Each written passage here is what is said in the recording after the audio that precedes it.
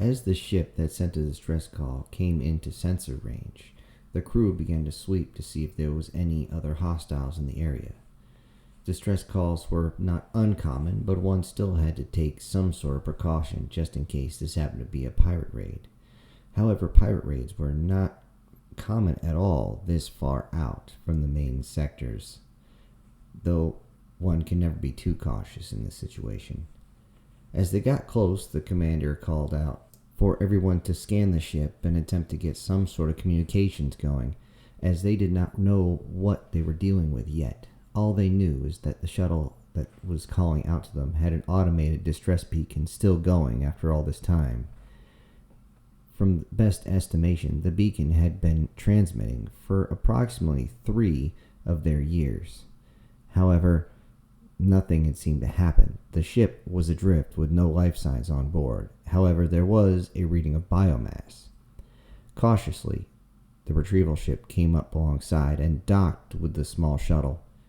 The shuttle itself was dwarfed by the larger recovery craft, yet was still too large to fit inside it.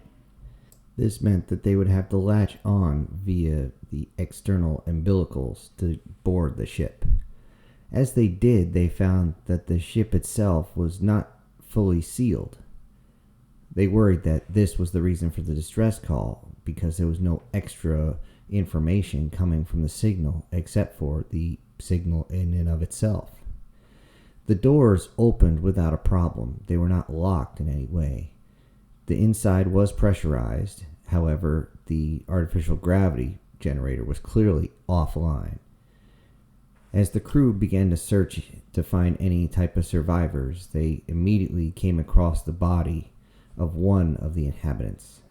This lizard-looking creature was known as a Zaritian. They're not that large. However, they were very dangerous when put up against anyone else. They tend to be more aggressive. Mostly raiders and pirates, however, they do have a functioning government. They checked the body, and it had been deceased for an extended period of time.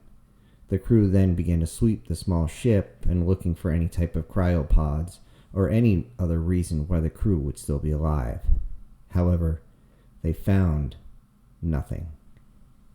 Continuing to search the ship once the artificial gravity was placed into effect, they put the body into a capsule so that they could work around it and found something interesting.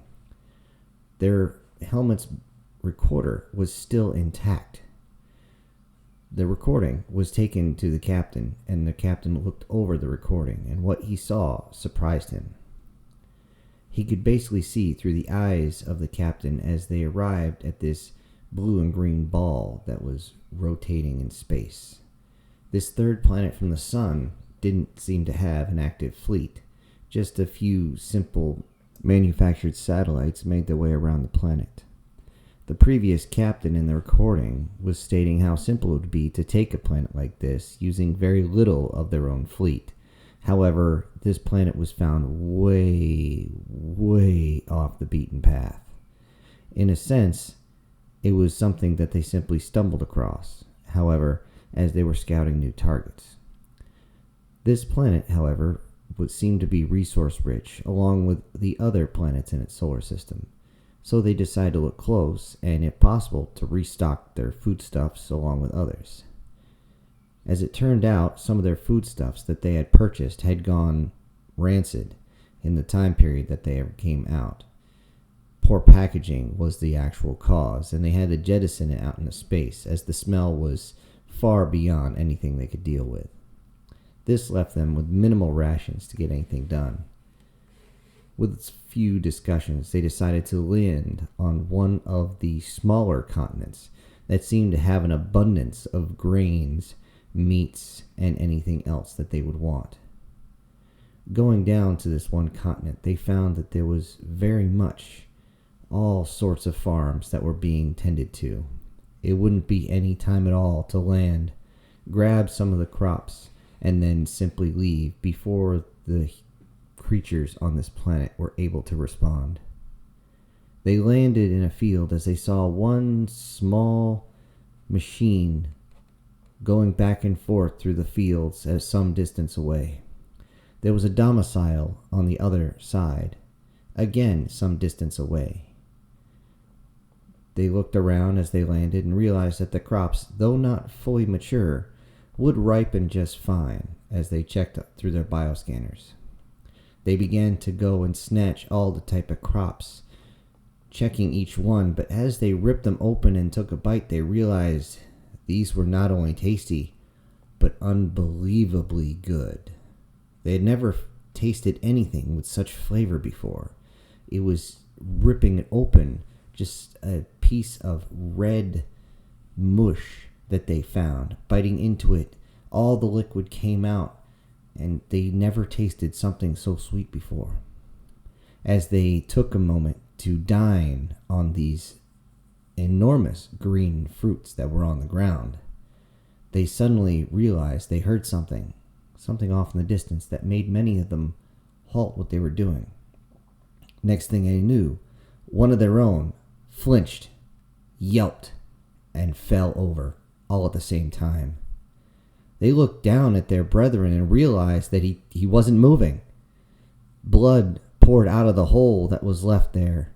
They all looked around, what just happened? And then they heard another one of these strange sounds in the distance, a small, deep pop.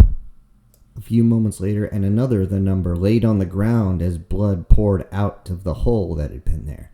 They looked around, looking, what was it, some sort of sonic weapon? What was going on? They looked to see that the machine that had been in the field had now raised the device behind it, had turned towards them, and was coming at them at maybe not a very fast speed, but seemingly as fast as it could go. They believed that this is where the injuries were coming from, and they ducked to the other side of their shuttle.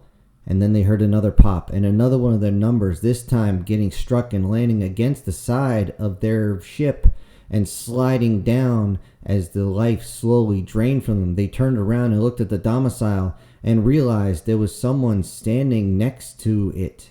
Someone on the elevated section just outside their front entryway pushed a strange piece of metal up against a pole that was on the side, made a small motion, and was looking at them.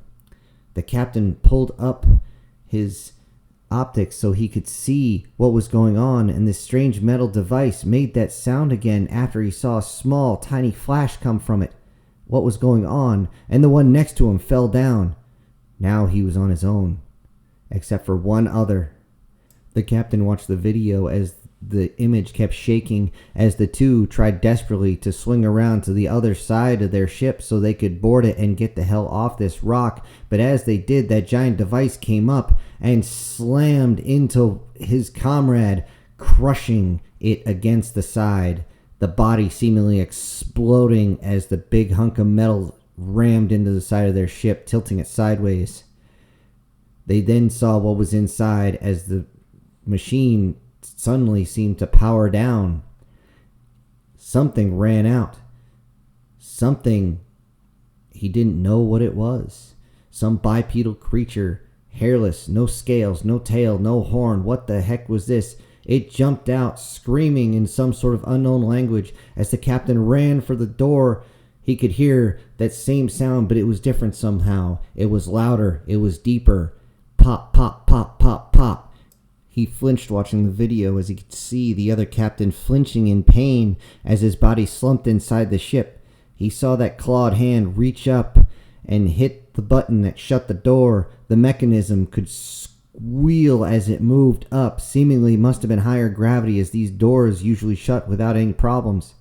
He looked as the camera feed moved to the front of the ship, right up to the bridge, and he saw the hands desperately tapping away at the console trying to get off as the ship began to power up.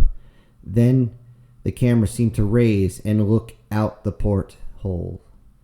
There was that bipedal creature again, holding some sort of smaller metal device, and it just had flashes going off. He couldn't hear anything over the sound of the engine, but he could hear tick, tick, tick off the side of the porthole as this thing continued to fire this device at them. Then the ship powered up, and it was clear that whatever bipedal creature this was, it realized that danger was coming, and it seemed to run away just as the boosters kicked in. The ship lifted off, and the rockets in the rear began to fire. The front of the ship could be seen tilting up towards the atmosphere, as it was clear that the G-forces were too much for the captain to handle, and his body began to fall back. In his last moments, he reached up, and you could see him hitting the distress beacon. The captain of the recovery ship stopped the recording. He looked through the ship's log and realized that the ship had gone full burn and quite literally emptied all its fuel tanks in a desperate attempt to escape. Immediately, he began to file his report, as this ship, being decrewed by itself, was now legitimate salvage, and he would take it back. However, he would return the body of the captain and let them know what happened. After doing so, the captain of the ship, along with his first officer, looked through all the archives they had, trying to figure out what that was that these creatures had messed with. What was that bipedal thing inside that metal device? What was it that was able to take out an entire pirate crew without suffering a single casualty? They found a single reference in their archives. A ship that had barely escaped as it was hit with projectiles on the way out had got a few recordings of a strange species. They called themselves human. As they headed back to their own space with their new salvaged ship, the captain looked at the pictures of humans and remarked, "But they look so innocent."